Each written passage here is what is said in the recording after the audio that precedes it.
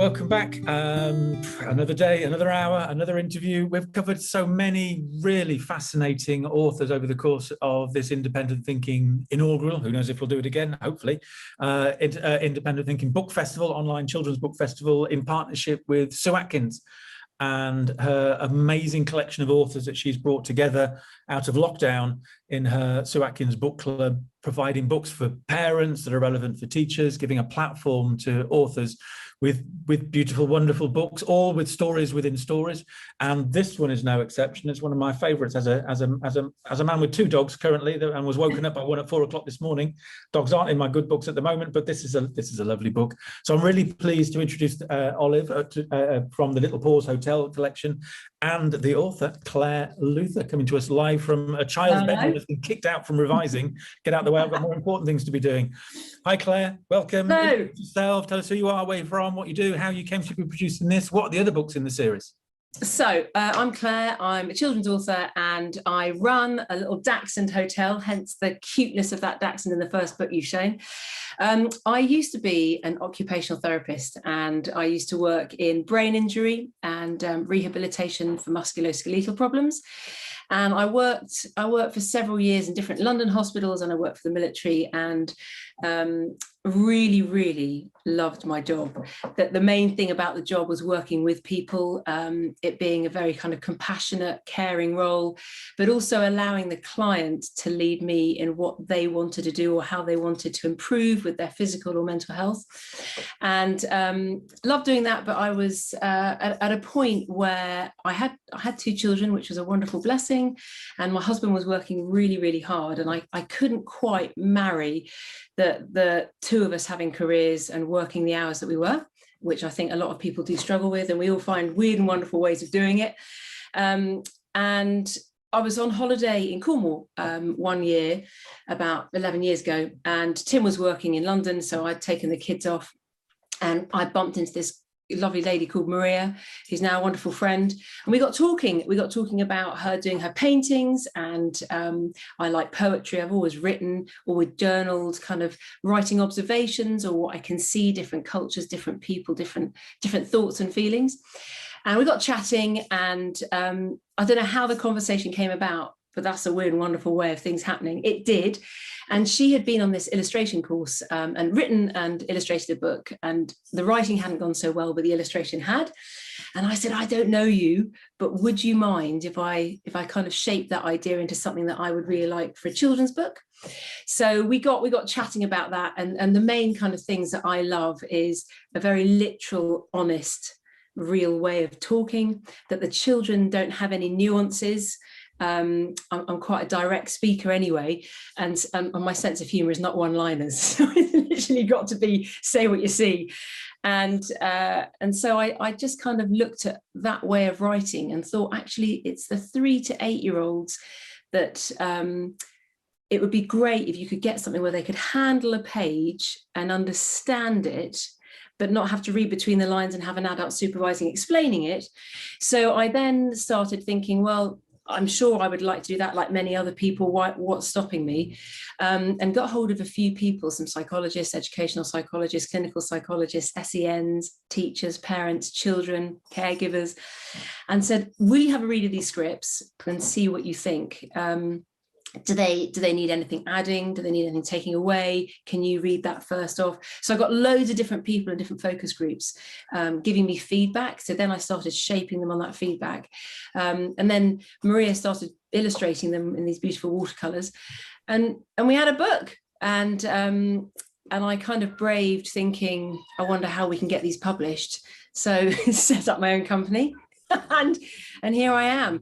So the important thing for Maria and I were to kind of have an eco-friendly product, for it to be accessible for people, for the font to be dyslexic friendly.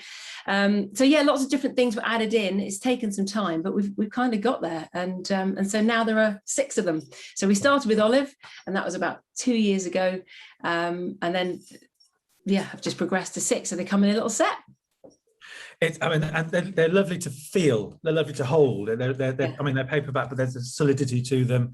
They're a nice size, they're a nice colour, and it does. Yeah, you've got the World Land Trust logo on the back, so that you've actually thought it through in terms of sustainability, and also that you mention. Special thanks to the family's friends, blah blah blah, and the psychologists who reviewed it. So one of the things that I've learned in this is that even what comes across as a beautifully simple, straightforward book, it ain't.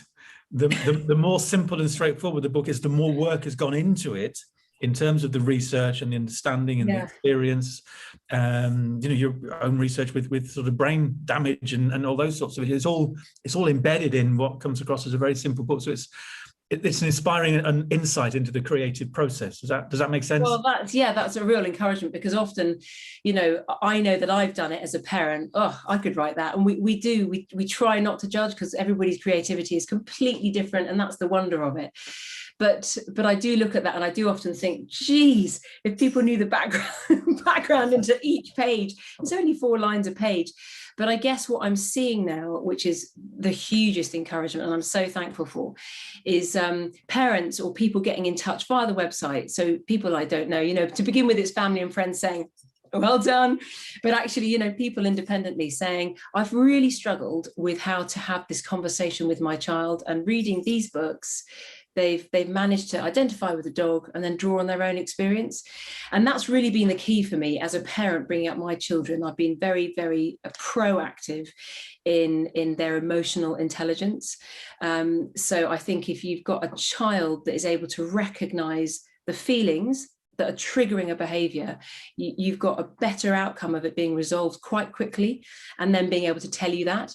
So with the books, what I wanted to do is not be a resolve, I wanted to be a resource. So the fixing is in the conversation, the meaningful conversation that comes out with your child. So they're prompts. And what I've tried to do is really hone in on the physiological and the emotional changes that go through a trigger, so that as the child reads what Olive or Dudley or Peggy are experiencing, they start to think, oh my goodness, I feel like that. And that's often what happens. So when I do my workshops and I'm doing a lot of chat post stories, you will see little chins wobbling because they're identifying with Olive. They're identifying with the separation anxiety and worrying about Olive. And then we'll say in the same sentence without even realizing it, but I often feel like that. And you can go into this conversation. And that's what I really want, the kind of connection that the parent and child, or the teacher and child can have through it being a very fluid story that doesn't really alert them to what's going on. So I've been very careful on the back not to label it. Whilst I know that everybody's very keen on labeling things, I think there's something quite kind in just giving a child a book and saying, oh, let's have this time together. And then they can suddenly see something evolving through the story that they may not have been able to verbalize. And a lot of parents have said to me, I've been frightened of having a conversation, because if I say worry or upset, or then they get upset and I don't know where to go with that. So it's just trying to prompt them through the careful research so that we're equipping a parent to have that quiet time. It is very subtle. Because it's clearly, when you read it, it's sort of, it's about separation anxiety. I get that now, but it doesn't label it such. It's not the separation anxiety book. And I'd be interested to know, just before we sort of dive into this one, what other issues that you cover with Basil, Dudley and the like. Yeah. So just to say, the illustrations work in a similar way to the text, as in some of the books we've looked at, the illustrations look like something out of a Disney frame from a still from a cartoon, whereas these just look so much more relaxed and sort of thrown together, but by somebody who clearly knows what they're doing. Yeah. But the illustrations just work so well with that text. There's a sense of lightness of touch there that belies all the work and effort that's gone into it. The other thing that we were hoping to do is, often the pictures can tell the story, which takes the children away from the word. And so we wanted to combine not kind of being clear what's going on the page, so that you have to engage with the text and you can't guess, so that it's not so busy with the dyslexic readers. We don't want too much fuss, and to keep it clean and quiet, which Maria's done brilliantly. So it kind of reflects that, so that we can open the page and you can point them to the words and take them through the words, or if they're independent, they can look around, doesn't matter. But just for it to not be too hectic, so that they can hone in on what the topic is itself. Yeah. Yeah, no, again, it's just all the work that goes into something that looks really simple. I could do that. Oh, thank you. Well done. But so we'll come back to Olive and Yeah. the separation anxiety. I also need to ask you why. Actually, I'll do that now. A Dachshund hotel? Yes, I know. You do that, yeah? That's in the real world. That's not in your head. It is a reality. So actually, kind of the Little Paws Hotel is a reality. So we wanted a family dog, but again, with the careers and just trying to work out what life looked like, I helped. I think people have heard of it, borrow your doggy, or that you can help out with different ways of looking after people's dogs if they go away for the weekend. So we did that and we loved it. And we had a Dachshund that came to stay, and our hearts melted. Now, my grandpa had one, so I knew them, but the children weren't familiar with that breed. And we were doing that for a while. We were doing that kind of looking after dogs at weekends. And someone called me and they said, "Oh, Claire, would you like to look after our Dachshunds? I hear you specialise in Dachshunds." Uh-huh. And the answer, as with all my answers, is yes. So 8 years ago, I officially started it up, and I have to do everything by the council. So I've got a certificate, I pay a fee. It's a proper boarding house, and we're allowed 6 a day. So we have one resident, which is my dog called What's It, like the cheesy puff. And I have 5 guests trotting in for daycare or boarding. So all Dachshunds. It's only Dachshunds. And actually what I've worked out is, it sounds elite, but it's not, because when you know what you're doing with a certain breed, it becomes a security for the owner. So they're confident that I know how to deal with their backs, how long to walk them for, how to deal with their quirks, because every owner comes in saying, now my one is, and I'll be like, oh, they're all the same in terms of their quirks, and just handling them in a certain way and giving the owners the reassurance is kind of, again, what I love to do. I think it's my therapy heart kind of oozing out in different ways, because I'm not actually doing what I was trained to do, but Wow. skills are being used in different ways. Okay, I had to check that wasn't just a sort of in your head thing, that actually did the world's first, maybe only completely Dachshund. You can't bring that. Oh, no, there's quite a few of us around. Oh, is there? You can't bring that pug in here. Yeah, okay. Brilliant. So Gus, Basil, Dudley and Fig and Peggy, what sorts of issues are you covering before we come to Olive again? So I was looking at kind of what the children, when I was doing my author visits, were mainly talking about and what topics were covered, because you can go into a plethora and you just can't stop, because everything needs to be talked about. But for a 3 to 8 year old, so for someone in nursery to 8, what were the things that I was seeing that children were upset about? So we've got separation anxiety with Olive. Then the one in red, that's Peggy. What I find very interesting about the topic of bullying is some children don't have any understanding or compassion yet, or empathy for why someone might be bullying. So it's a story about the parents or teachers having the opportunity to look at the backstory of why might that child be being mean. And I really want to give them a voice. I experienced being bullied as a child myself, while secondary school. And over time, what I've come to understand and appreciate is just the forgiveness of, maybe they were in a pickle, in a bit of a mess. And I think it's right that even though some children are going through a bit of a struggle with bullying, that we reflect and get to chat about both sides of the story. So Peggy's that one. She's a rescue dog and finds it very difficult to be kind when she's being shown kindness, because she's had to cope on her own. And then it's just telling the children that there is a possibility to change. There is a possibility of thinking about someone differently. And again, because they're not a fix-it book, it's a resource. Yeah. It's just to get those conversations started. Nice. So Dudley is the one that's being bullied, and very subtle name calling. Again, it's not the big cyberbullying that everybody's talking about, because we're talking of 3-year-olds and kind of upwards. It's actually that repetitive kind of tripping up or pushing into the lunch queue or name calling that they can't understand, that makes them feel really sad, but the other person doesn't realize the impact they're having.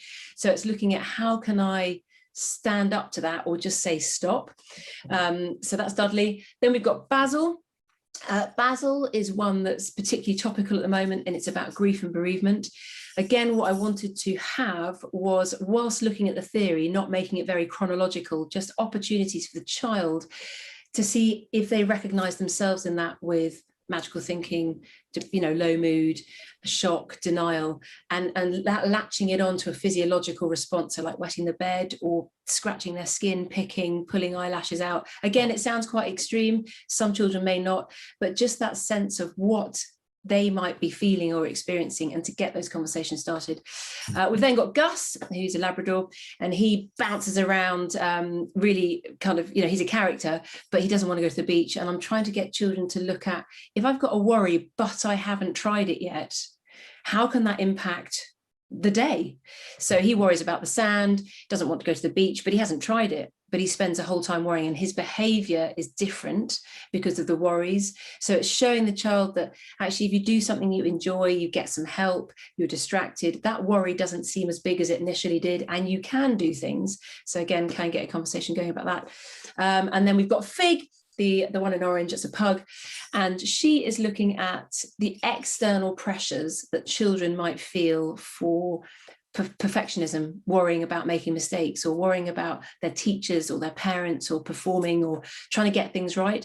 And actually, the joy in working towards something is actually just the time and the effort that you put in it, because doing your best is an experience in itself, and often they want to see the result, but the process can take you through so many different things. So it's just giving them the opportunity, because a lot of them freeze or get paralyzed and don't know what to do. So it's just showing them that that's normal. All the books are acknowledging, validating, and normalizing thoughts and feelings. That's my main aim, so that you can get chatting. Love it. Well done. Thank you for that. Give us a little taster of Olive then. Oh, little Olive. Oh, yeah. Well, where it all started, where it all began. Oh my goodness. Shall I start at the beginning, or shall I go big and in the middle? You choose. Okay, I'm going to choose. I'm going to start with this page. Let me see where they go. Yep. Shivering and shaking, Olive wants to run, to return back home, to be with her loved one. I really don't like it when I'm here, when my family have gone. I'm nervous and worried, and it all feels so wrong. Then she has a friend. So again, a lot of the things with the stories are showing what support and empathy look like with friendships. Pebble comes to her side and gives her a lick. It's normal with worry to feel frightened and sick, but wanting to hide from the things that you fear can make them more scary. So lend me your ear. So, so it's all the stories are in rhyme. Yeah. And again, I don't know why I can't write outside rhyme. It's actually impossible. I just can't do it. I've really tried, but the whole kind of putting together the words that are going to be simple enough for the children to understand, but that make sense, that challenge I really love. So again, the story through the books, you get to see the importance of friendship, what empathy looks like, how someone may or may not be feeling, looking at it from different points of view. Yeah. So, and there's some questions at the back. So yes, questions there to sort of help guide. Each book has questions to prompt the grown-up who's reading with them. Yeah, yeah. I loved your definition of emotional intelligence earlier, where you talked about it's having feelings and then being able to talk about them, to validate that it's okay to have those feelings and talk about them. It's nice and simple. I love that. Well, I think a lot of parents, and me included, were very quick. If I see my child upset, I want to fix it, and I want to kind of stop that horrible feeling that they've got and offer them a way through. But what I've learned quite quickly is that traveling through, that sitting through it, which is why, again, I've gone for a resource, not a resolve, is actually such an important journey for resilience. And if we can get the kids recognizing, not being afraid, sitting through it and seeing the other side, that is just such a good platform for them to kind of progress through their school years with, really. Yeah, yeah. Are they age oriented, or are they all the same age with different things? No, they are all age orientated, but actually seeing them now kind of being handled by different people, you can see the different ages that preference what. So the Olive and the Gus that the younger lot tend to go for, because fear of new experiences and separation anxiety, that's quite poignant for them. The kind of perfectionism and is key stage 1 really, and Dudley and Peggy go into early key stage 2, and then the bereavement is all. I just had someone contact me. Their kids' hamsters died, and they'd put it in a little box with a dandelion, and they'd got their dog looking over it. Incredible animal family, but they'd said that hamster for 2.5 years had been a huge part of her 9-year-old's life. Yeah. And they were able to read Basil with the hamster there. But go through the process, and I just thought that is fantastic, actually living it live. And she did get up in the morning, because she'd normally put it in her dressing gown pocket, but she missed that, so she could talk about it. It was a really cool a hamster funeral. They come back to life sometimes. You think they've gone, but they're this one definitely didn't. Oh yeah, okay. Difficult to flush a hamster. On that bombshell, so how can they get on? I mean, we've done a deal with the Roving Bookshop. Hopefully your books, people can come to that on the website. How can people get hold of you? What's your social media? Where are you out there in the ether? Yes, so all the handles are at Head to Heart Books, and it's the number 2, not the letter TO. So it's Head and then the number 2 Heart Books. So that's for Twitter, Insta, LinkedIn, and Facebook. And then any sort of contact is through my website. I don't sell anywhere else. There are some independents that do it, and gardeners have got us on their list, but any kind of contact is through my website, which is www.headtoheartbooks.com. Lovely. And you do workshops as well, from what you said at the beginning. I do. I go around, shout at kids, and get them engaging and interacting and acting with the books. Yeah. Yeah, lovely. And I love the colours of the books as well. They're just a lovely looking set in terms of the way you colour. Well, they come, there's a little belly band now, so they come in a little belly band. Ah, yeah. Is that what that's called? Belly band? Oh, nice. I know, in the know. Yeah, very good. And with the flowers as well, it's all colour coordinated. I like that. Oh, thank you so much. Slung together this. Small details. Thank you ever so much. That's lovely. Good luck with everything. I hope it all, keep producing these dogs. Good luck with your Dachshund Hotel as well. Thank you very much. Look out for more of those. All right. Thank you very much. Thank you. Bye. Bye now. Bye.